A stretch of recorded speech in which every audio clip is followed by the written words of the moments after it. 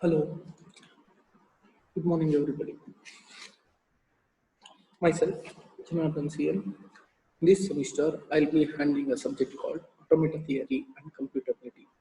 And the subject code for this particular subject is 18CS-T4.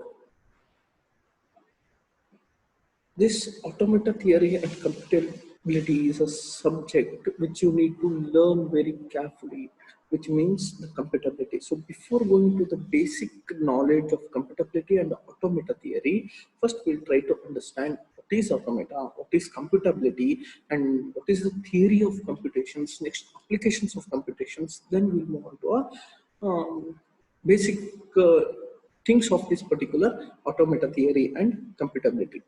And students, it's clear that this subject is, as the name suggests, it is full of computations. It consists of full problems. The theory part, what you can expect is out of 100 marks is that only 10 marks.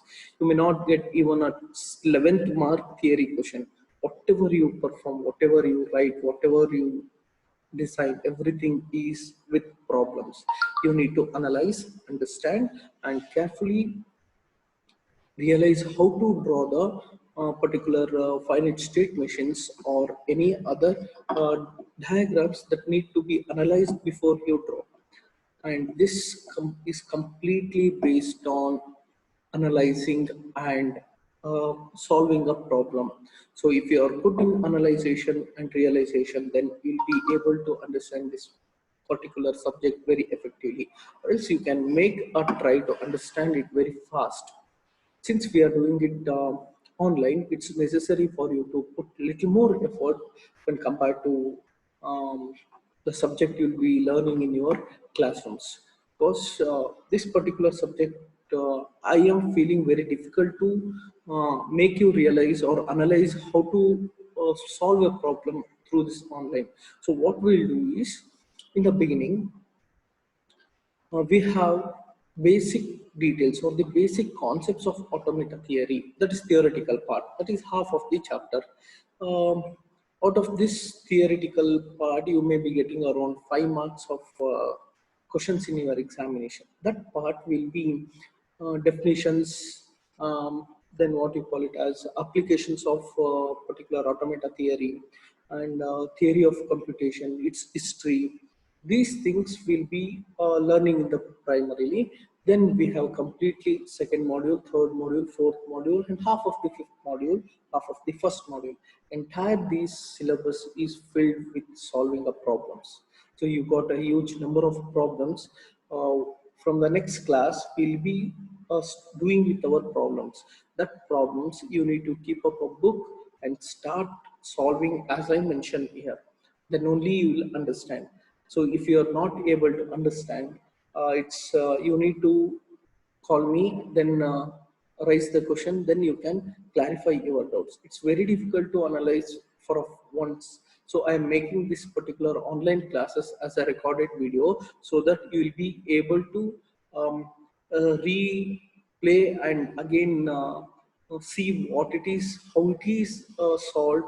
Then frequently, after seeing several times, you will be able to understand. So I'll be sending a recorded class every time in your group so that it will be easy for you to replay and understand very quickly.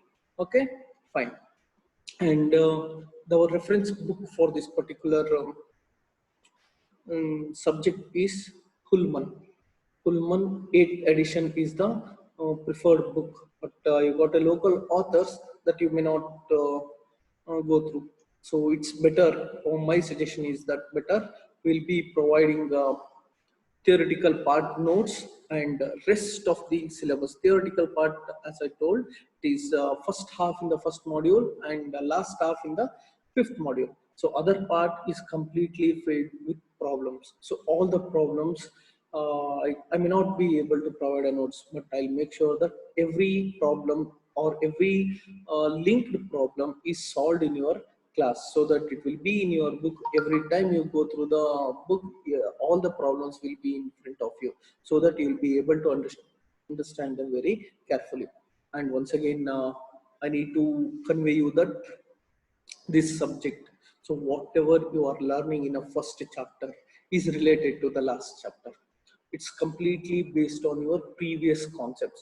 If you are missing the first concept, then you will not be able to understand the next concept, because it is what latest versions of each machines that you are going to design. So machines ಅಂದ್ರೆ ಏನು ಅಂತ ನಾವು ನಿಧಾನ ನೋಡೋಣ. So first part of the um, first module is general basic things that you'll be able to understand. Later on, it is problems. So problems means designing how a computation is done, how a computation is able to do. So in the beginning, you will be learning the basic computations. So later on in the second module, you will be learning the variants of the computations based on your first chapter.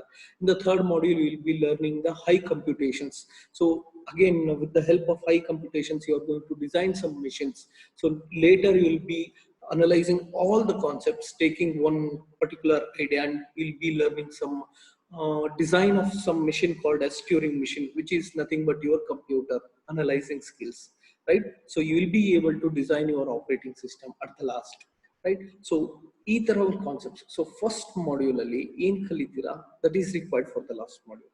So second module ಅಲ್ಲಿ ನೀವು correct ಆಗಿ ಅರ್ಥ ಆಗ್ಬೇಕು ಅಂದ್ರೆ first module ಅಲ್ಲಿ ಇರುವಂತಹ problems ನ ಅಥವಾ ಕಾನ್ಸೆಪ್ಟ್ಸ್ ನೀವು ಕ್ಲಿಯರ್ ಆಗಿ ಅರ್ಥ ಮಾಡ್ಕೊಂಡಿರ್ಬೇಕು.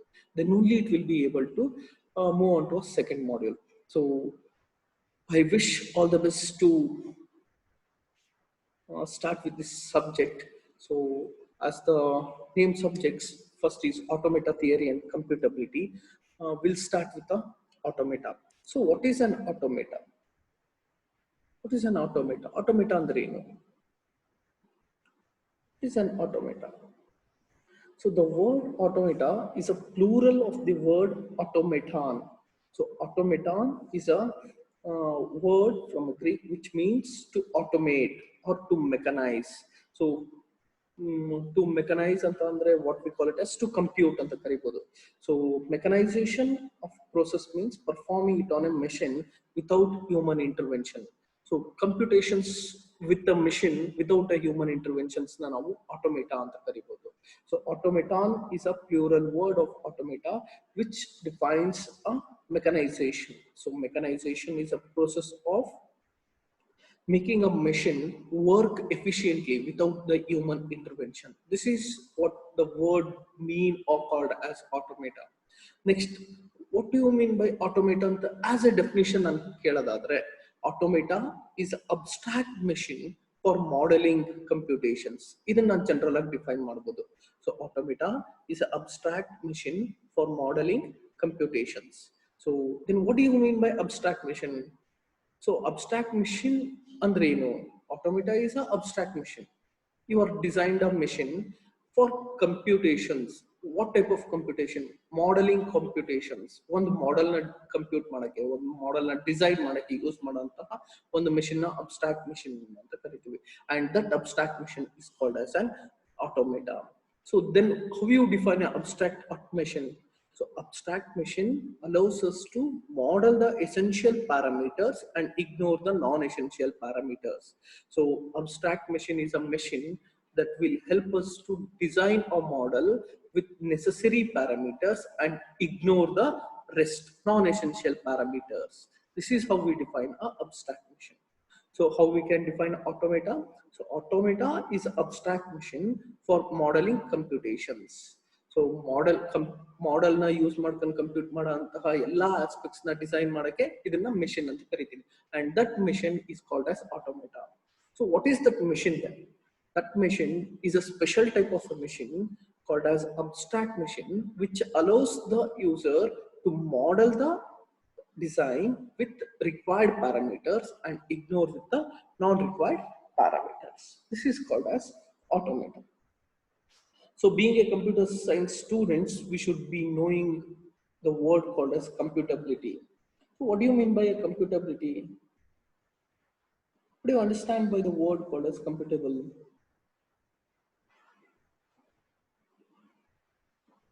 So computability in a general ನೀವು ಅರ್ಥ ಮಾಡ್ಕೊಳ್ಳೋದಾದ್ರೆ computability is nothing but calculations. It is a calculations. So, but where to calculate? Where to calculate? Computability is nothing but a calculation, Saudra. Is clear? So computability in general, no calculations. Is calculating. Nane adan calculate martini antandre. Why do we require automata theory? I have a pen and paper, right?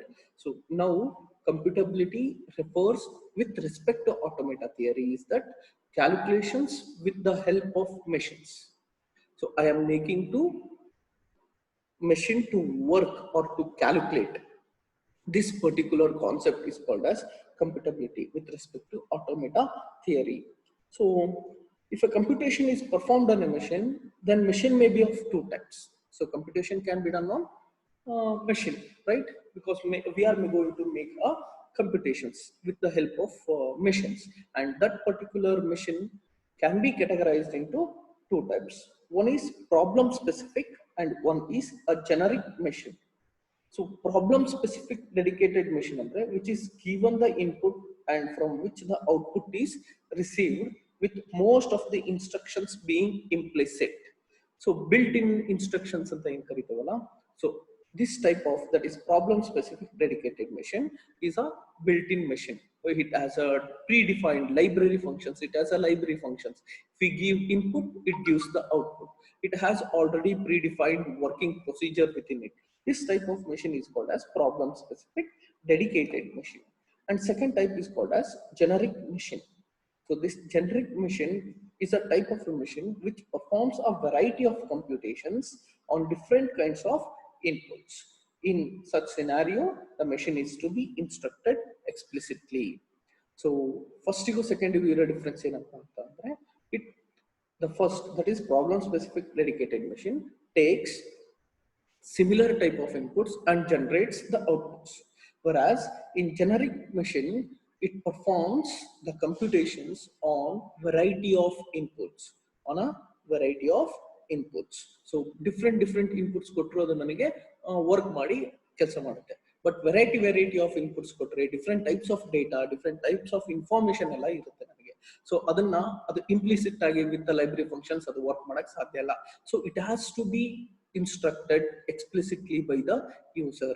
So user ಅದಕ್ಕೆ design ಮಾಡಬೇಕು, ಯಾವ ತರ work ಮಾಡಬೇಕು ಈ particular ಥಿಂಗಿಗೆ, ಯಾವ ತರ ಇದನ್ನ process ಮಾಡಬೇಕು, ಆ ಪರ್ಟಿಕ್ಯುಲರ್ ಇನ್ಸ್ಟ್ರಕ್ಷನ್ಸ್ ನ ಎಕ್ಸ್ಪ್ಲಿಸಿಟ್ ಆಗಿ ನಾನು ಕಳಿಸ್ತಾ ಹೋಗ್ಬೇಕು. This is called as generic machine computation machines. Okay, this is different types of computation machines.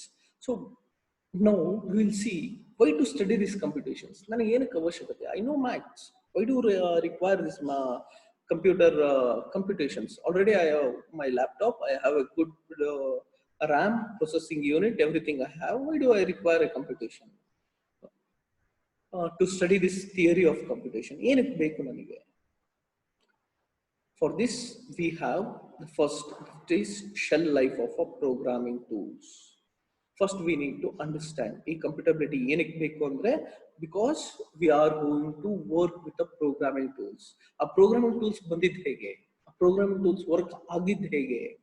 So before these particular program what you are using were designed, we were used to do with the help of machines, and that particular computations what we have seen years ago, decades ago, or centuries ago, that particular computation is nothing but your theory.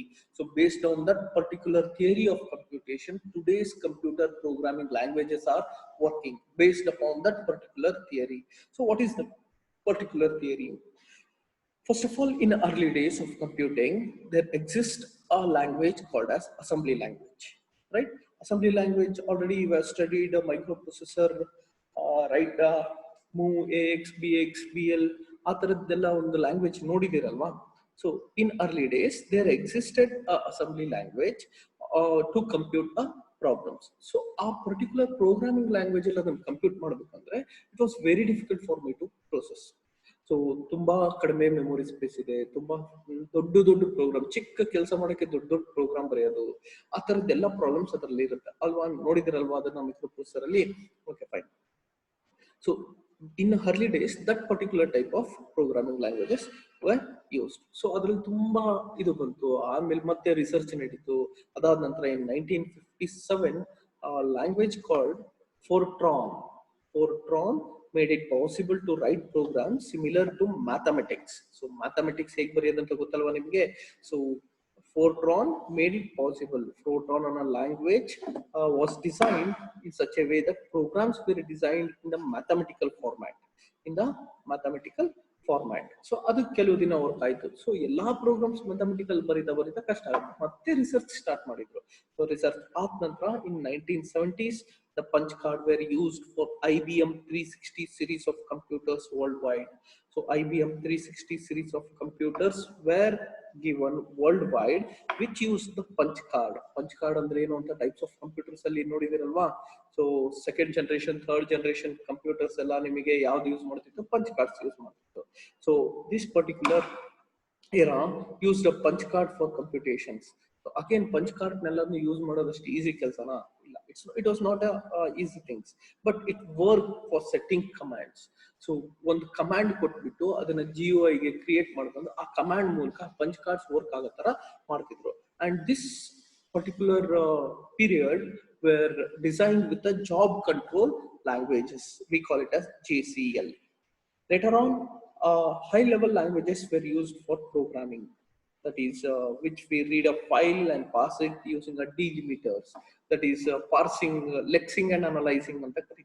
That we will be studying in a next semester with a compiler designs, how a particular program works, how it is designed, what is happening within a computer, a particular ಏನೇನ್ ಆಗುತ್ತೆ ಆ program ಅಲ್ಲಿ, ಯಾವ variables ಯಾವ ತರ convert ಆಗುತ್ತೆ ಅದ್ರ ಬಗ್ಗೆ ನಾವು ನೆಕ್ಸ್ಟ್ ಸೆಮಿಸ್ಟರ್ ಕರಿತೀವಿ.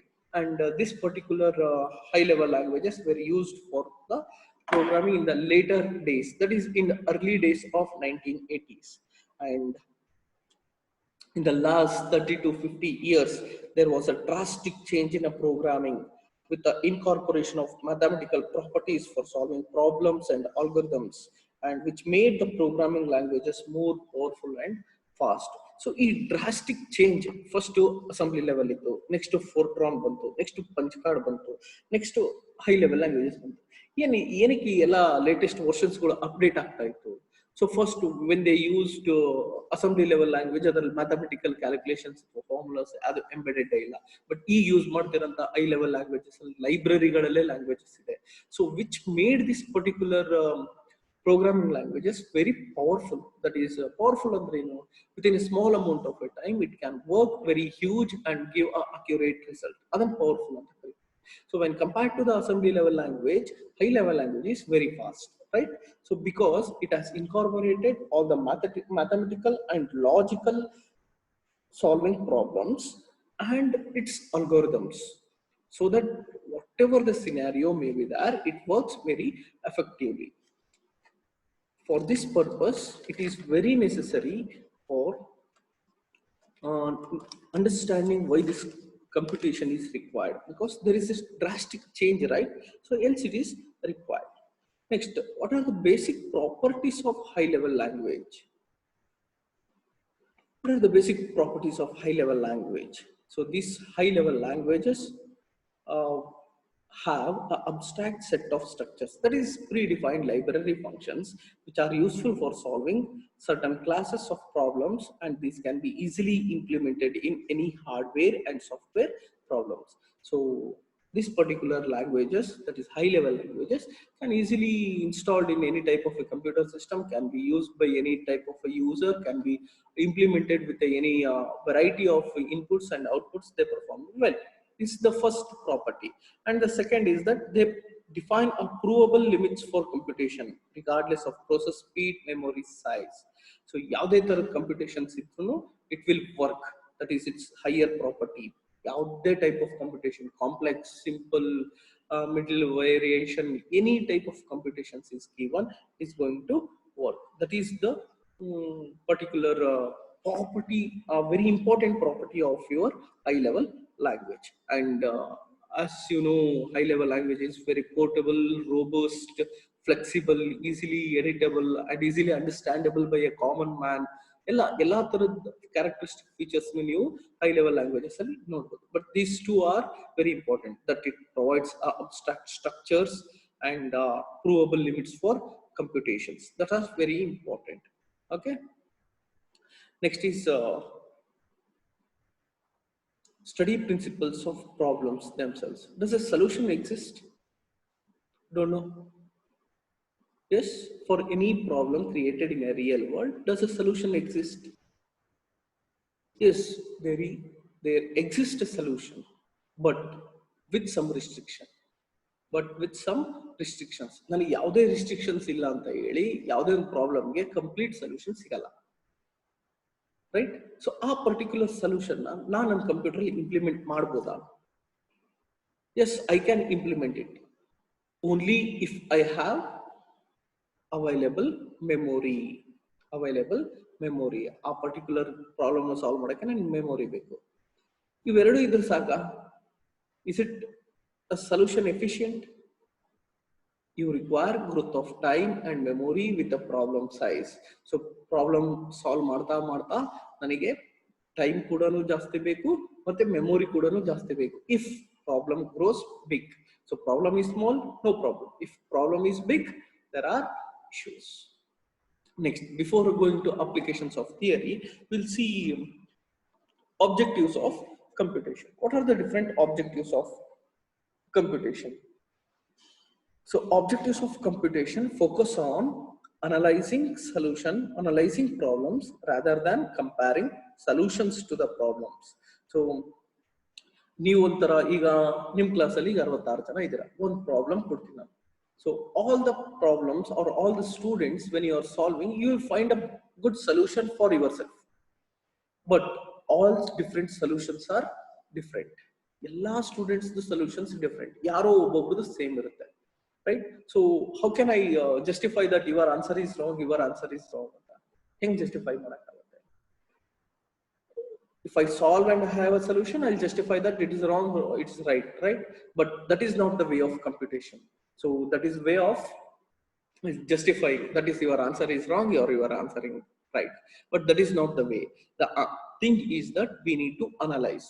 So what to analyze? I'll take two students, what they have solved, I'll take it. First, I'll analyze how they have solved. What are the inputs they have taken? What is the method they have implemented? So then what are the different outputs they are going to get? ಈ ತರದ ಎಲ್ಲಾ aspects for parameters ನಾನು analyze ಮಾಡ್ತೀನಿ. If all the parameters meet good, then whatever the problem you have solved is in the right manner.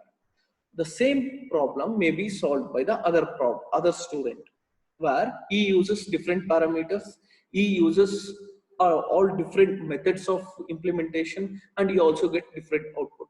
But I cannot justify that it is wrong. Again, I'll analyze it, then I'll justify that it is wrong or right. If the same problem is solved in a different manner, then again that particular thing is also right. So for a single problem, you may be having a number of solutions. Right? This is the first objective. And the next objective is to discover the fundamental properties of problems. So what are the fundamental properties of problem? First is to analyze problem rather than comparing the solutions. So that is first objective. Second one is discover the fundamental properties. So discovering the fundamental properties of problems may be difficult, right? So ಅದರಲ್ಲೇ fundamental ಅಂದ್ರೆ ಅದರಲ್ಲೇ ತುಂಬಾ important ಇರೋಂಥದ್ದು ಯಾವ್ಯಾವು ಅಂತ ನೋಡೋಣ. First, when you have a particular problem, first identify or determine whether there is a computational solution to the problem.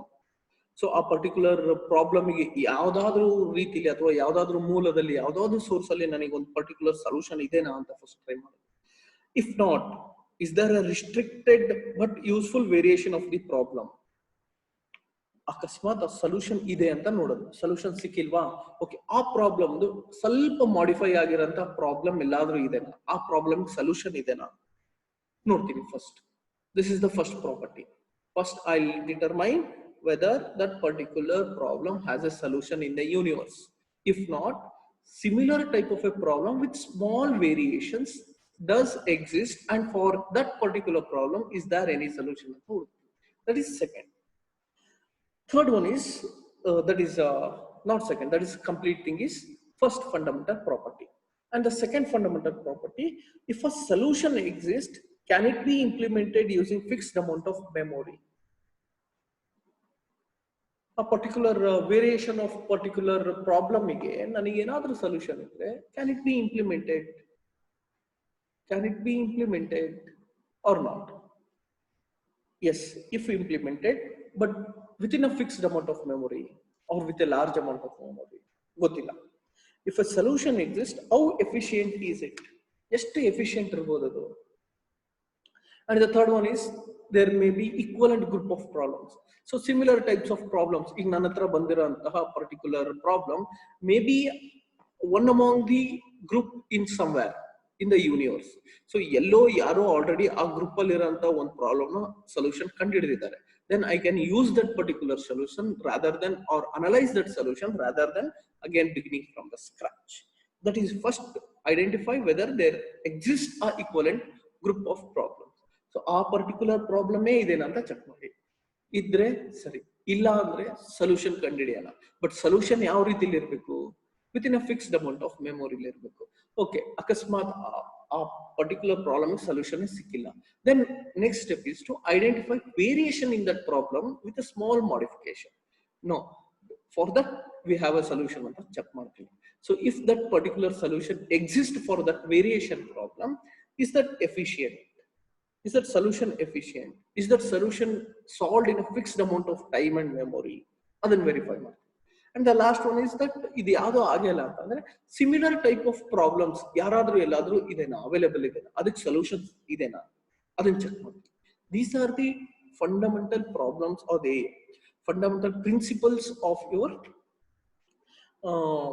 fundamental properties of problems of computation. So computation ಬೇಕಿರೋಂಥದ್ದು ನನಗೆ ಇಲ್ಲಿದೆ. So objectives ಎರಡೇ: focus on analyzing rather than comparing. Next, discover fundamental properties ಎರಡೇ. So fundamental properties ಯಾವ್ದು ಅದೇ ಹೇಳಿದ್ನಲ್ಲ. First solution ಇದೆನೋ ಇಲ್ವೋ, solution ಇದ್ರೆ ಏನು, ಸೊಲ್ಯೂಷನ್ ಇಲ್ಲದೆ ಇದ್ರೆ ಏನು. ಸೊ ಸೊಲ್ಯೂಷನ್ ಅದು ಯಾವುದೂ ಇಲ್ಲ ಅಂತಂದ್ರೆ is it in a fixed time or else ಅದು ಯಾವ್ದಾದ್ರು ಗ್ರೂಪ್ ಅಲ್ಲಿ ಆಲ್ರೆಡಿ ಎಕ್ಸಿಸ್ಟಿಂಗ್ ಇದೆನಾ ಅಂತ. Okay, fine. So next is applications of theory. Okay, fine. This applications of theory of computations, what we'll do is we'll do in a next class. Okay, thank you.